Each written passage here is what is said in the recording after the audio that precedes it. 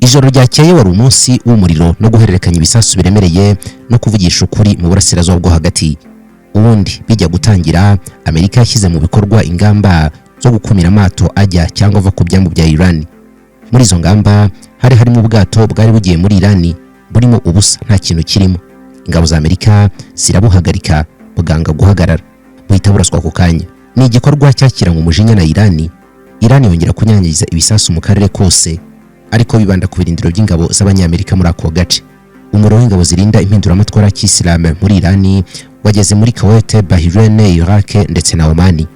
Ingabo za Amerika nazo zibonye uwo muriro zakoresheje undi mujinya zirasa ku kirwa cya Iran kiri hafi ya Hormuz.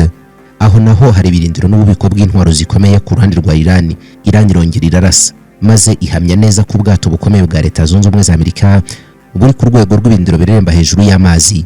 Nk'uko bisanzwe bigenda n'ubundi bakabihakana, Amerika yavuze yuko ubwato bwayo butarashweho kandi nta ruhande na rumwe rwatangaje izina ry'ubu bwato. Ibisasu byari biremereye cyane kandi umuriro uhererekanywa ku mpande zose.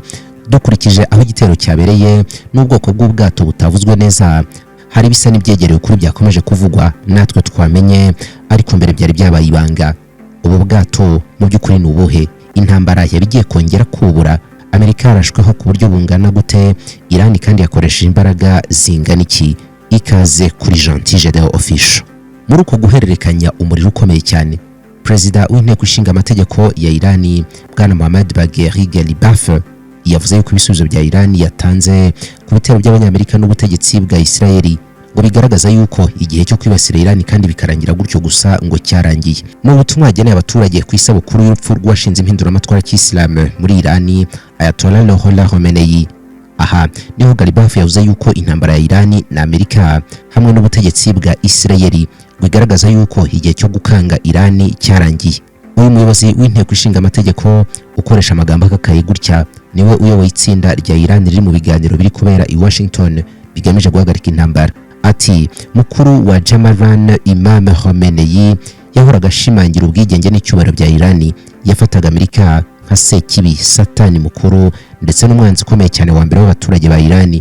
Yigeze kuvuga ati mvuga nizeye rwose ko Islam yapfukamishije ibihangange by'isi ikabikoza isoni. Amerika nta kintu ishobora kudukoraho. Tuzatsikamira Amerika. Igihugu gikomeye cya Iran cyakubise Amerika nk'inkuba. Ati Imam Khomeini yigishije abanya-Iran kutigera bacika intege na rimwe cyangwa se ngo basubire inyuma imbere y'igihugu cy'ubutegetsi bw'umwijima. Uyu munsi dukurikije iyo nyigisho, hari icyo abaturage ba Iran bagaragaje mu rugamba rwabo rwo guhangana na Amerika hamwe n'ubutegetsi bwa Israel. Ati igihe cyo gushotora Iran bikarangira gutyo nta kiguzi byishyuwe cyo cyararangiye. Igikorwa cyose cy'ubushotoranyi kizajya gihura n'igisubizo kiremereye gihwanye n'ubushotoranyi bwabo, kandi abazabikora bose bazabyicuza bikomeye. Yakomeje abwira abaturage ati nubwo Imam Khomeini na Imam Khamenei witabye Imana batakiri kumwe natwe ku mubiri, inzira yabo iracyari nzima cyane kandi ifite imbaraga. Miliyoni z'abakurikiye iri shuri ry'imitekerereze bakomeje kurinda amahame y'impinduramatwara y'Isilamu mu nzego zitandukanye zirimo umutekano, ubwirinzi bw'igihugu, ku mihanda hose, mu bikorwa byo kubaka no guteza imbere igihugu ndetse no mu zindi nzego za politiki n'imibereho y'abaturage. Muri uko kutihanganira ubushotoranyi buvugwa na Ghalibaf, Iran yibasiye ubwato bwa gisirikare bwa Amerika bwakoreshwaga nk'ikigo cy'ubugenzuzi n'ubuyobozi bwo mu nyanja ya Oman. Niko byatangajwe n'ibiro ntaramakuru bya Iran Tasnim. Ubwato bwa gisirikare bwa Amerika bwarashwe bwari bwegereye amazi ya Iran igihe bwibasirwaga. Ingabo zirwanira mu mazi za Iran zatangaje yuko zibasiye ubwo bwato kubera ko bwarimo ikigo gishinzwe kuyobora no kugenzura ibikorwa bya gisirikare. Mu matangazo ya Iran nta hantu na hamwe bavuze izina ry'ubwato bwarashwe. Icyakora hari aho bavuze yuko ari destroyer. Destroyer ni bwa bwato butwara ibikoresho binini by'intambara kandi bukagaba ibitero. Aya ni amato agaba ibitero bikomeye cyane, ntabwo aratwara indege z'intambara. Amerika nayo yirinze kuvuga izina ry'ubwato bwarashweho. Icyumvikana niba ubwo bwato hari ubw'ama destroyers, ntabwo ari amato asanzwe nka USS Gerald Ford cyangwa se George W. Bush cyangwa se USS Abraham Lincoln. Igitero giheruka cyagabwe ku bwato bikamenyekana muri aka gace ni kibasiye MSC Sariska V mu karere k'ikigobe cya Perse. Byabaye mu gihe ubwo bwato bwari maze kurangiza operasiyo zabwo ku cyambu cya Qasr giherereye mu majyepfo ya Iraq, bwari bugiye gukomeza urugendo rwabwo. Amakuru yatangajwe n'ikigo gitwara abantu n'ibintu mu nyanja cya MSC agaragaza yuko ubwato bwatewe ibisasu bibiri, kimwe kikabukubita rwagati, ikindi kigasekura hari amacumbi y'abakozi b'ubwato nyuma y'iminota mike cya mbere gikubise. Hari ibyangiritse kuri ubu bwato, ariko nta mukozi wamenyekanye yuko yaba yakomeretse cyangwa ngo asige ubuzima. Ubwato bwa MSC Sariska ni bunini cyane kandi buzwiho gutwara kontineri nyinshi. Bwari bwanditse kuri Panama ariko bugakorera mu karere k'Ikigobe. Amashusho yakwirakwijwe ku mbuga nkoranyambaga nyuma y'igitero yerekana umwobo munini cyane uruhande rw'ubwato hafi y'umurongo amazi ageraho. Ibintu byahise bituma havuka impungenge ko abantu bashobora gutangira kwinjira mu mazi n'amato manini. Amakuru yakurikiyeho yagaragaje yuko ubwato bwakomeje kureremba hejuru y'amazi kandi ko abakozi babwo bashoboye kuburinda no kurinda imizigo bwari butwaye. Icyatumye iki gitero kivugisha abantu benshi nuko nyuma y'amasaha makeya umutwe w'ingabo z'impinduramatwara wahise wemera yuko ari wagabye icyo gitero. Mu itangazo ryawo, ingabo z'impinduramatwara zavuze yuko zakoresheje misile ya cruise kugira ngo yibasire MSC Siriska kandi babaze ubwo bwato. Uwo mutwe wavuze yuko icyo gikorwa cyari igisubizo ku cyo wo wita ibitero bya Amerika ku bwato bw'ubucuruzi bwa Irani bwitwa Lion Star cyabereye mu nyanja ya Oman mbere yaho gato. Nk'uko ingabo z'impinduramatwara zabitangaje, icyo gitero cyari igikorwa cyo kwihorera kigamije kwereka Amerika ko ibikorwa byose byibasira inyungu za Irani bizajya bihura n'ingaruka zikaze. Mu mvugo yakoreshejwe n'ingabo z'impinduramatwara bavuze yuko MSC Sirika V yasobanuwe nk'ubwato bufitanye isano n'abanzi b'Abanyamerika ndetse n'abazionist ubwo n'Abanyayisirayeli. Irani yavuze yuko bwari intego yemewe kuraswa kubera ibyo bita uruhare rwabwo mu bikorwa bifasha inyungu z'Abanyamerika na Isirayeli. Ku ruhande rwa Amerika, nubwo nta tangazo rirambuye ryasohotse ryibanda kuri ubu bwato bwa Siriska 5 cyangwa V, amakuru yatangajwe n'inzego z'ubutasi n'ibinyamakuru bitandukanye yagaragaje yuko Washington yabonaga icyo gitero nk'ikimenyetso gishya cy'ubushotoranyi bwa Irani mu nzira z'ubwikorezi mpuzamahanga. Amerika yari isanzwe ishinja Irani guhungabanya umutekano mu mazi, cyane cyane umubare wa Hormuz no mu nyanja ya Oman aho amato y'ubucuruzi menshi arimo anyura. Mu gihe Irani ivuga yuko iri kwihorera ku bitero byagabwe kuri Lion Star, Amerika ntabwo yemeye iyo mvugo, ahubwo yakomeje gushimangira ko ibikorwa byayo byo mu nyanja bigamije kurinda urujya n'uruza rw'ubucuruzi mpuzamahanga. Igiteye urujijo ni ikindi gitero cyabaye ku itariki ya mbere y'uku kwezi, kubera ko icyo gitero cyo kibasiye urusobe rw'amato ya Amerika muri ako karere, cyane cyane akoreshwa n'ingabo zirinda ako karere za CENTCOM z'Abanyamerika. Ubwato bwarashweho bukora nka command and control, kugenzura ibikorwa no kugaba ibitero. Ni ubwato bufite ikoranabuhanga rya Aegis Combat System. Amato yujuje ibyo 8 gusa yo mu cyiciro cya Guided Missile Destroyers.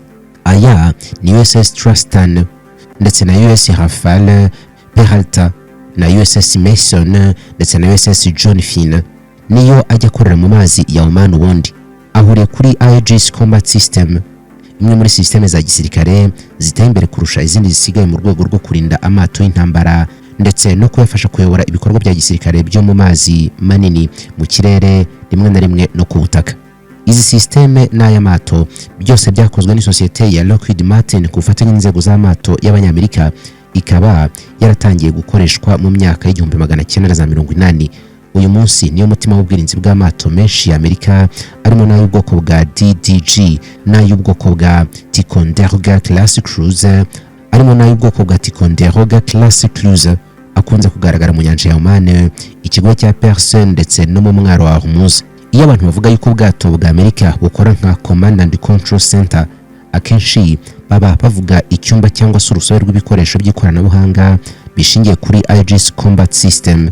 Aha niho haturuka amakuru yose ya radari, satellite, indege, drone n'andi mato ahurizwa hamwe muri iryo koranabuhanga.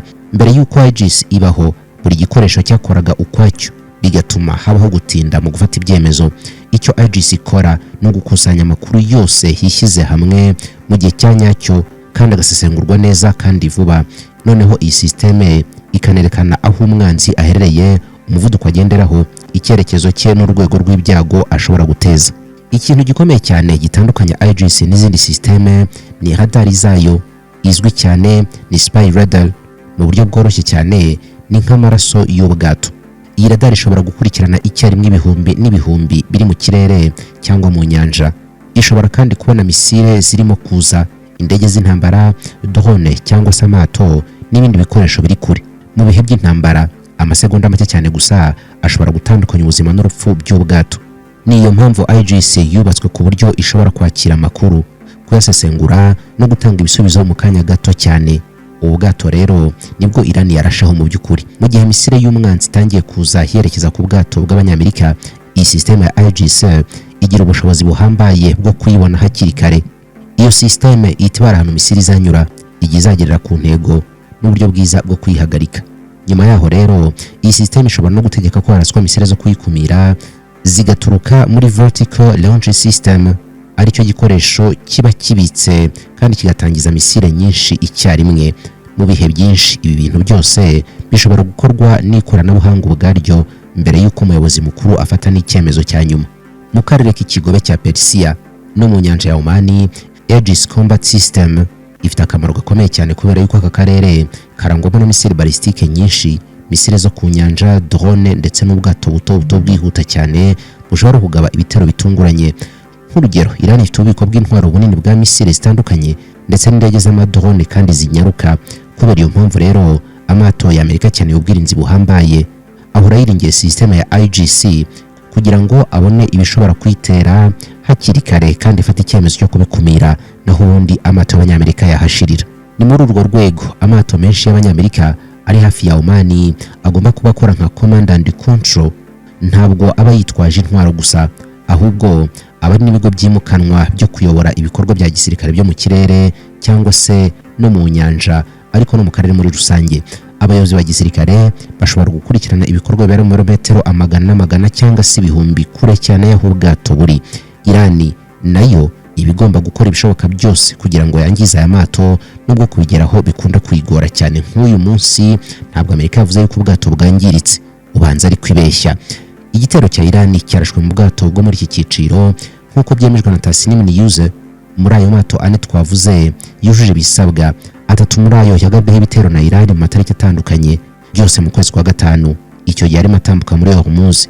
Ayagabweho ibitero na Irani kandi menshi akangirika ni USS Truxtun, USS Hafale Peralta ndetse na Mason. Icyo gihe CENTCOM yavuze ko Irani yakoresheje uruvange rw'intwaro zirimo misile, indege zitagira abapilote n'ubwato buto bwihuta bwagenewe kwibasira ayo mato. Ubutarakozweho muri ibyo bitero ni USS John Finn bwonyine. Muri iri joro ryakeye rero, nyuma y'iminota mike gusa Irani ivuze yuko arashe kuri ubu bwato, ubuyobozi bukuru bw'ingabo za Amerika mu burasirazuba bwo hagati CENTCOM bwahise buhakana ayo makuru.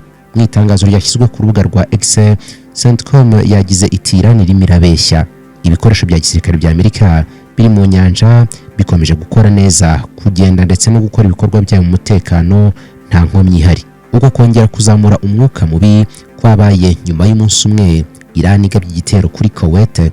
Abayobozi ba Kuwait bagatangaza ko drone na misile bya Irani byibasiye inyubako z'ikibuga cy'indege mpuzamahanga cya Kuwait, bikica umuturage umwe w'umuhinde, bikanakomeretsa abandi bantu barenga 60. Icyo gitero cyahagaritse by'agateganyo ingendo z'indege kandi cyangiza bikomeye ibikorwa remezo by'ikibuga cy'indege.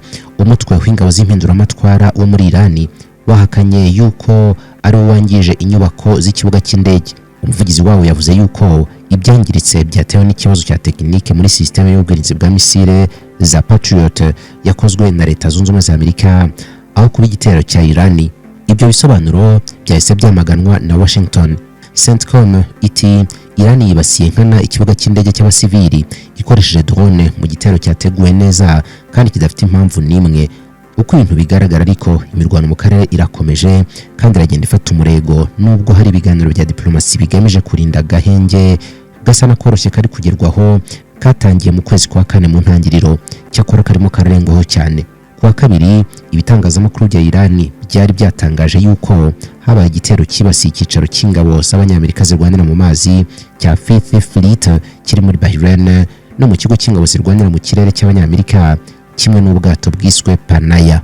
Nk'uko byatangajwe n'ibitangazamakuru byinshi bya Irani n'ibyasohotse mu itangazo ry'ingabo z'impinduramatwara, Panaya, ubu bwato nyine bwa kabiri bw'Abanyamerika ngo bwibasiwe inshuro ebyiri zose. Irani yavuze yuko yaburashaho misile mu rwego rwo kwihorera nyuma y'uko Amerika nayo yari irashe umwaro w'inyanja wa Haifa hafi ya Hormuz. byangije icyumba cya moteri y'ubwato bw'abanyamerika. Itangazo ry'ingabo z'impinduramatwara Litipanaya yasobanuye nk'ubwato bufitanye isano n'ibyo Iran yita abanzi b'abanyamerika n'aba Zionist.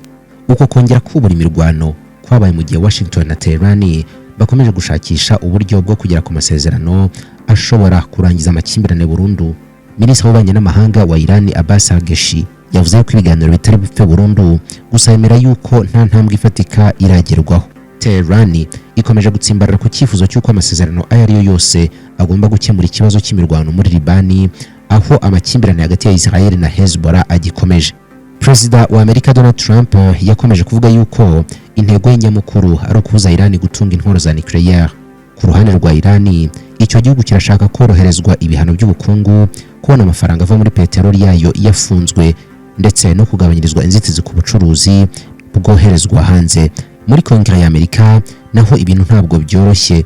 Abadepite benshi n'abasenateri barimo barasaba Trump yuko yavana Amerika mu ntambara iri kurwana mu burasirazuba bwo hagati. Reka tubashimire, mugire ibihe byiza, ibiganiro byacu birakomeza. Imboni TV, imboni ya rubanda.